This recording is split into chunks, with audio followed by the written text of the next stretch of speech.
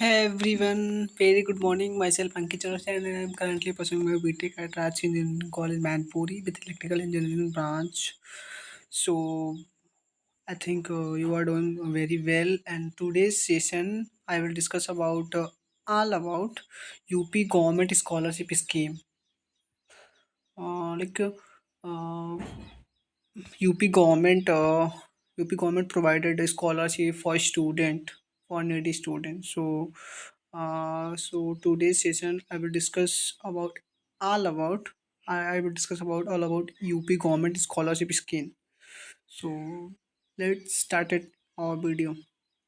सो आज के वीडियो में हम लोग डिस्कस करेंगे लोग यूपी गवर्नमेंट यानी यूपी गवर्नमेंट के द्वारा द्वारा द्वारा जो यू स्कॉलरशिप की स्कीम है जो इंजीनियरिंग कॉलेज या और भी जो भी कॉलेज के बच्चे हैं उनके लिए क्या स्कीम है। तो आज के वीडियो में हम लोग देखेंगे लोग कि यूपी गवर्नमेंट के क्या क्या स्कीम है, उसमें क्या क्या कौन एलिजिबिलिटी क्राइटेरिया क्या है, क्या क्या डॉक्यूमेंट रिक्वायरमेंट होती हैं और भी जो भी क्राइटेरिया है उन सारे विषय में डिस्कस करेंगे लोग। हर एक कैटेगरी को कितने कितने स्कॉलरशिप आती है, सारी चीज़ें हम लोग डिस्कस करेंगे लोग आज के वीडियो में।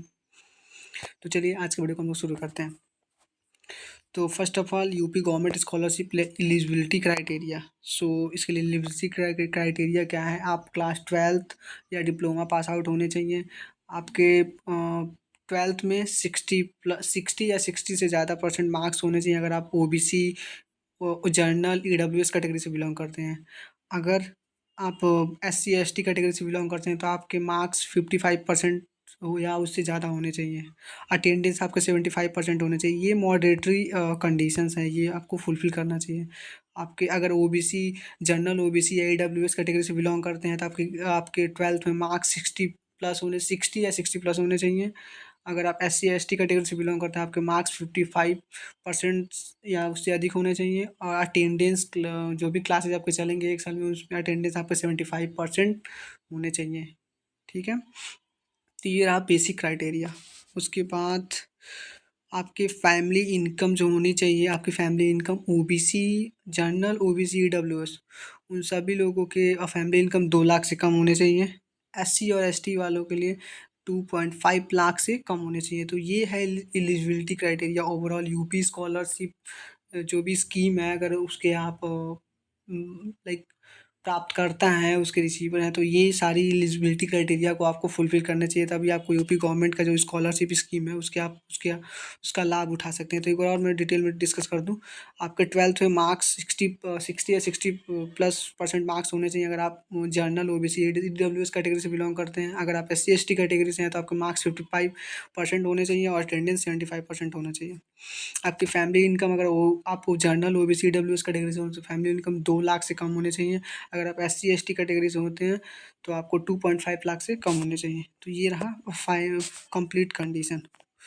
अब देखते हैं डॉक्यूमेंट रिक्वायरमेंट क्या है। तो आपके किन किन डॉक्यूमेंट की रिक्वायरमेंट होती है जब आप यूपी स्कॉलरशिप की फॉर्म को फिल करेंगे, तो किन किन डॉक्यूमेंट की रिक्वायरमेंट होगी उन सारी चीज़ों को डिस्कस करेंगे। तो आपका Aadhaar card, bank account link with Aadhaar card, ये बहुत इंपॉर्टेंट है। आप जो आपके नाम के अकाउंट होना चाहिए, आपके अकाउंट में ही बच्चे आएगा, पेरेंट्स के अकाउंट में पैसे नहीं आएंगे। स्कॉलरशिप जो स्टूडेंट होते हैं उनके नाम के अकाउंट में ही आते हैं।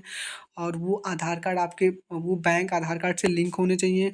आपके यूनिवर्सिटी का roll number and enrolment number, fees slip and admission card, उसके बाद 10th-12th के marksheet, income certificate, category certificate, domicile, photo, signature, ये सारे डॉक्यूमेंट रिक्वायरमेंट हैं, ये बहुत इंपॉर्टेंट है। अगर कोई बच्चा गैप किया है तो गैप सर्टिफिकेट भी उनको लगाना पड़ेगा। जो 1 साल अगर बच्चा कोई गैप किया है तो गैप सर्टिफिकेट भी लगाना। तो ये सारे डॉक्यूमेंट आपको रिक्वायर है यूपी स्कॉलरशिप के को लाइक फुलफ़िल करने के लिए। इन सारे डॉक्यूमेंट का रिक्वायरमेंट है, इन सारे डॉक्यूमेंट को आप कलेक्ट करके रखे रहिएगा। जैसे आपका एडमिशन हो जा रहा है उसके कुछ दिन बाद उसके कुछ दिन बाद फिर रजिस्ट्रेशन वगैरह शुरू हो जाता है। ये सारे आपको कॉलेज में सारी चीज़ें धीरे-धीरे पता चलेगा। ये सारे डॉक्यूमेंट आप इकट्ठा कर लीजिएगा। Aadhaar card, bank account link with Aadhaar, यानी आपके आपके नाम का अकाउंट होना चाहिए, वो आधार कार्ड से आपके आधार कार्ड से लिंक होना चाहिए। उसके बाद यूनिवर्सिटी का roll number, enrolment number, fees slip, admission card और क्लास 10th और 12th का marksheet, income certificate, category certificate, domicile, photo, signature. और उसके बाद अब चलिए देखते हैं कि कैटेगरी वाइज किन किन कैटेगरी को कितने कितने स्कॉलरशिप आती है।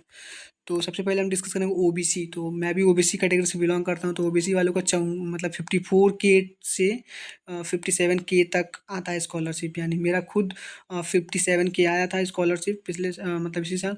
तो ये है ओबीसी कैटेगरी के। ओबीसी कैटेगरी का स्कॉलरशिप 54K से 57K, यानी इसके बीच में ही आएगा ओबीसी वाले कैटेगरी का। और जो जनरल वाले कैटेगरी के हैं उनके स्कॉलरशिप आएंगे 60 to 64K। मेरा एक फ्रेंड था, उसका 64K आया था। तो 60 to 64K के बीच में ही आता है स्कॉलरशिप जनरल वाले कैटेगरी का। और जो एससी और एसटी कैटेगरी वाले हैं लोग, उनका 80 to 85K तक ये स्कॉलरशिप आता है। तो ये एक ओवरऑल अप्रॉक्सीमेट डेटा है। इसी के आसपास आप सभी कैटेगरी वाइज जो भी डेटा है उसी के अकॉर्डिंग आपके स्कॉलरशिप आएंगे। यही ओवरऑल पिछले साल का डेटा है। मेरा खुद, मैं ओबीसी कैटेगरी से बिलोंग करता हूँ। तो मेरा 57K आया था। मेरा एक फ्रेंड था, वो जनरल कैटेगरी से था, तो उसका 64K आया था। एक और मेरा फ्रेंड था, वो एससी कैटेगरी था, उसका 85K आया था। तो ये रहा ओवरऑल डेटा। जो जितने स्कॉलरशिप आए थे, बहुत सारे बच्चों के डाउट्स आ रहे थे कि भैया स्कॉलरशिप से रिलेटेड वीडियो बनाइए, तो कितने कितने किस किस कैटेगरी में कितने कितने स्कॉलरशिप आती हैं। तो वो ये रहा आज का वीडियो। उसके बाद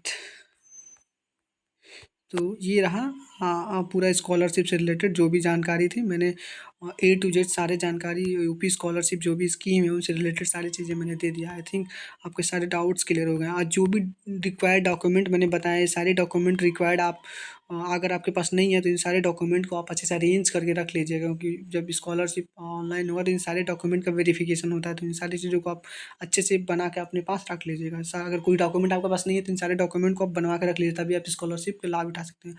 और स्कॉलरशिप बहुत ही इंपॉर्टेंट रोल प्ले करता है स्पेशली इंजीनियरिंग स्टूडेंट को। वो काफ़ी हेल्प करता है। जो भी बहुत सारे स्टूडेंट होते हैं स्कॉलरशिप के बेस पे ही एडमिशन कराते हैं, क्योंकि उनकी फैमिली इनकम अच्छी नहीं होती है। तो स्कॉलरशिप बहुत ही हेल्प करता है यूपी गवर्नमेंट का। स्पेशली यूपी गवर्नमेंट बहुत ही ज़्यादा स्कॉलरशिप देती है बच्चों को पढ़ने के लिए।